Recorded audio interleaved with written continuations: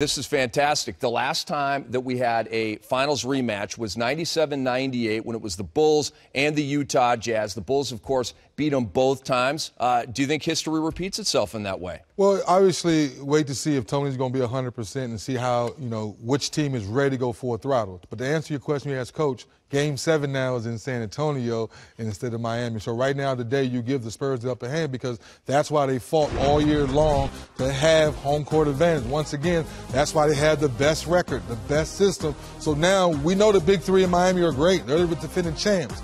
But they all say, what if Game 7 would have been in San Antonio last year instead of Miami? That's why you fight so hard in the regular season for that opportunity.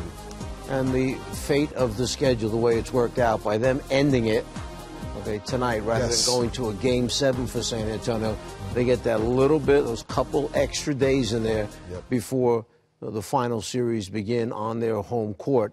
And they certainly can use it. Duncan logging all those minutes tonight and putting the pressure on him to have to produce down the end, not only with field goals, but those big free throws that he made and rebounding the basketball. And you give Tony Parker, and we hope it's not a serious injury for Tony Parker, we give him a couple more days to recuperate and be ready to go for the finals. For the first time since the mid-'80s, the finals is not 2-3-2. It's 2-2-1-1-1. Does that benefit San Antonio?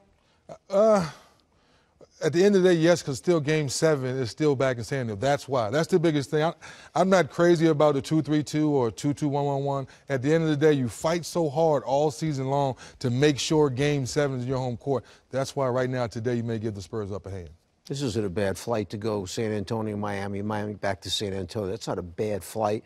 They'll get on their team planes and take right off after the games and get back in the respective cities, whatever it is. I never was a huge fan of the 2-3-2 system. I thought it gave the one really an unfair advantage. You steal one of those first two games, you go back home for 3. Boy, that's really tough on that team that lost one of those first 2 games. This is, to me, how it should always be, 2-2, and then if you tied it up, you play a 2 out of 3 down the stretch.